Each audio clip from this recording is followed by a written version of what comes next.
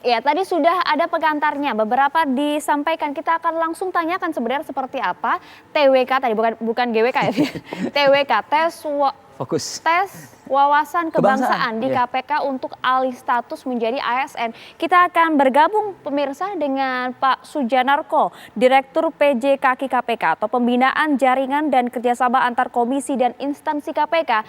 Assalamualaikum, selamat pagi Pak Assalamualaikum, Sujanarko. selamat pagi. Selamat pagi, Mbak Waria, Mas Fadil. Ya. Sehat Pak hari ini? Alhamdulillah selalu sehat. Alhamdulillah. Beredar banyak sekali mengenai pertanyaan-pertanyaan yang dilontarkan yang tertulis dalam tes TWK tadi ya, tes wawasan kebangsaan. Apakah masih punya hasrat? Bersedia lepas jilbab enggak? Kok belum nikah? Sholat subuhnya pakai kunut? Kalau anak mbak nikah sama beda agama gimana? Ini benar pertanyaan-pertanyaan ini kemudian Anda dengar Pak dalam tes tersebut? Iya, kalau saya sendiri tidak, tapi anak buah saya itu banyak yang testimoni, baik yang lulus maupun tidak lulus. Tapi sebelum menjawab pertanyaan-pertanyaan menurut saya, pandangan saya yang tidak terkait dengan kebangsaan tadi, saya mau menyampaikan yang pertama, metode tes ini kayaknya tidak tepat deh. Oke. Metode tes ini harusnya kalau model kayak gitu dilakukan oleh orang-orang yang baru lulus sekolah, fresh graduate. Kalau orang yang sudah pengalaman, layaknya itu dilakukan melalui portofolio. Apalagi CV-nya sudah panjang-panjang ya Pak ya? Iya, nah nanti kalau dari eviden portofolio itu ada yang tidak memuaskan, baru ditindaklanjuti oleh wawancara. Yang kedua, ini keputusan manajemen yang buruk menurut pandangan saya. Kenapa? Sebetulnya kan Bapak Presiden dan itu kan sudah menyampaikan nggak perlu ada tes untuk memberhentikan pegawai. Anggota DPR yang sebagai pembuat undang-undang juga seperti itu. Bahkan pandangan MK juga seperti itu. Tapi di undang-undang dan PP itu sama sekali tidak diatur tentang mekanisme tes ini. Nah, mekanisme tes itu hanya untuk internal. Untuk apa gitu? Kalau seluruh stakeholder itu sudah menyatakan nggak perlu ada assessment. Kenapa saya nyatakan buruk? Karena mekanisme internal di KPK, pemberhentian semacam tes pengangkatan itu nggak ada. Jadi orang KPK tidak bisa diberhentikan tanpa SOP, tanpa aturan internal. Orang KPK itu sesuai undang-undang, itu hanya bisa diberhentikan melalui orang mengundurkan diri, melanggar kode etik, dan meninggal dunia. Bapak. Jadi kira-kira, ya tak lanjutin 1 menit lagi, sedikit aja.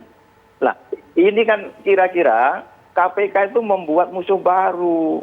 75 orang itu tidak akan bisa dikeluarkan, bahkan mereka itu menangani kasus-kasus besar, itu akan menimbulkan konflik di internal. Toh KPK itu baru aja kalau bis itu jalan, tahun lalu mandek mogok kan gitu. Tahun ini mulai ada nangkepin kasus. Dengan peristiwa ini gonjang-ganjing lagi di internal. Lah, organisasi kalau terus-menerus digonjang-ganjingin oleh pimpinannya sendiri kan buruk itu, keputusan yang buruk. Jadi soliditas internal pasti terganggu. Orang pasti nggak nyaman kerja. Oke. Pak Sunarko. Nah, padahal sudah mulai siap. Ya, maaf nih Pak, saya sanggah sedikit Pak gitu. Bapak kan masih di KPK Pak, ini pernyataan Bapak seperti ini nggak apa-apa nih Pak? Aman? Nggak apa-apa, nggak apa-apa. Karena masih di dalam KPK. Tapi Pak begini Pak, kalaupun misalnya Anda banyak mempertanyakan, protes lah kurang lebih seperti itu. Lantas kenapa diselenggarakan dan bagaimana penyelenggaraan TWK ini bisa dilangsungkan tuh gimana tuh? Ya itu kan gini, saya kebetulan juga dekat-dekat dengan pengurus wadah pegawai, dia banyak curhat. Karena gini, selalu yang disosialisasikan di internal, tes TWK itu tidak terkait dengan pemberhentian pegawai. Sama sekali. Yang disosialisasikan itu hanya terkait dengan mapping. Udah nggak mungkin itu ada yang di PHK deh. Karena itu hanya memotret kecenderungan. Kalau pimpinan itu bicara ada mungkin ini katanya ada tiga kecenderungan.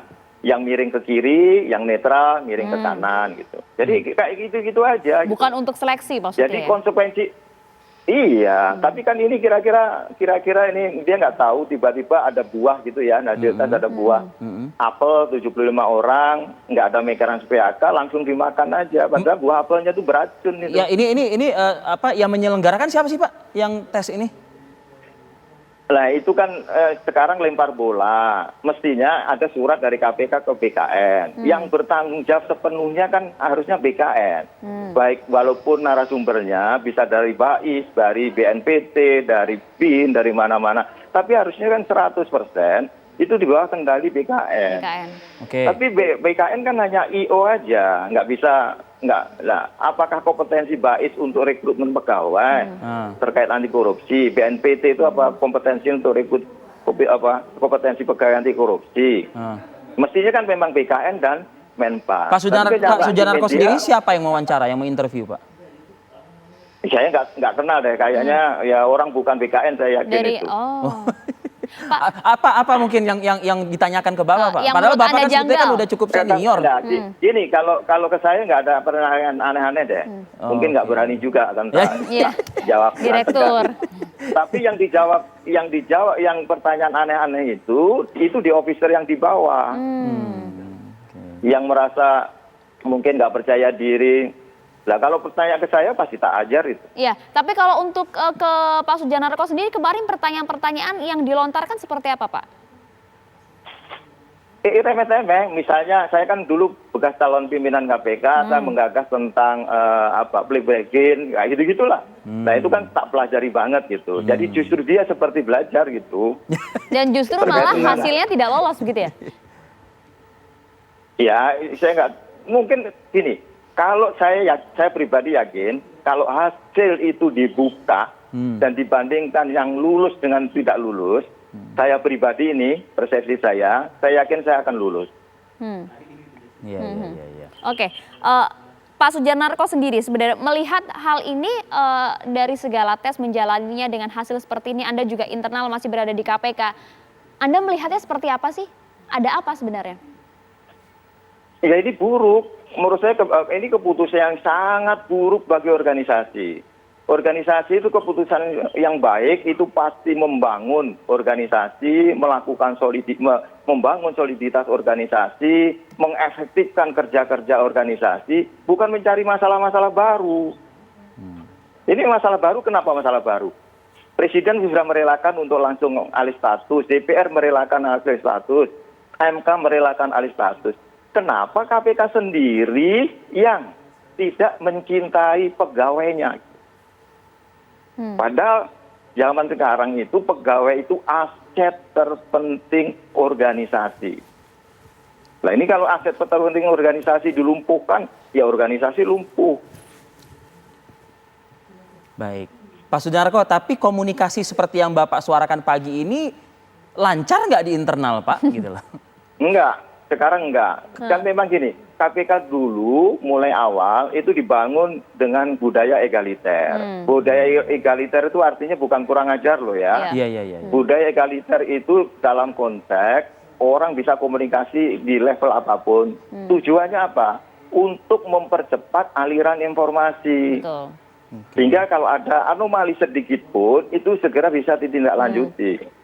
Oke. Karena publik juga penasaran usai kemudian hasil ini keluar, tes juga dijalani, apa yang terjadi di internal KPK ya. Terlebih kan ini orang-orang senior-senior, pemimpin KPK juga yang kemudian menjalani tes ini begitu Pak. Ya itu sekali lagi ini keputusan manajemen yang buruk. Kalau keputusan manajemen yang buruk pasti implikasinya juga buruk gitu. Oke. Pak Sujanarko saya yakin juga sudah mendengar suara-suara di luar Pak ya. Memang tidak substantif sih Pak, tapi ada kan suara yang seperti ini. Menyingkirkan orang-orang tertentu. Bagaimana Anda menyikapi itu Pak? Ya faktanya saya juga yang di media itu kayaknya benar deh. Dan saya kenal mereka semua, mereka itu orang-orang yang terbaik di KPK.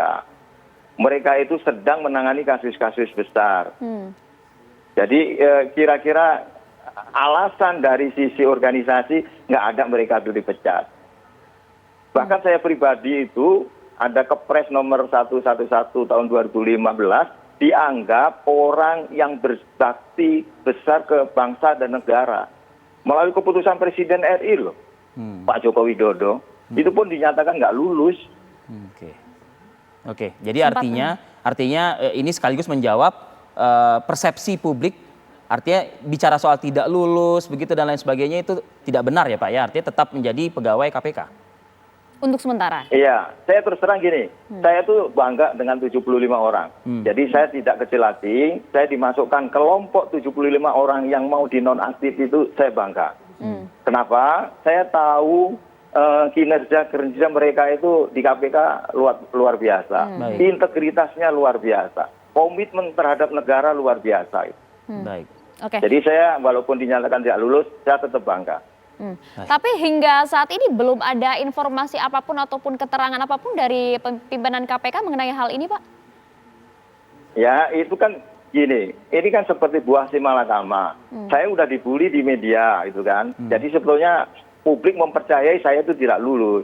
Tapi pimpinan nggak berani mengumumkan. Aneh banget gitu. Kalau sudah di publik menjadi paman publik, segera umumkan. Sehingga yang diumumkan itu bisa ngambil langkah-langkah sesuai dengan hak-hak mereka. Gitu. Tidak digantung seperti ini. Anda merasa dibunuh karakter Anda? Kalau menurut saya jalim. Zalim ya Pak ya? Zalim.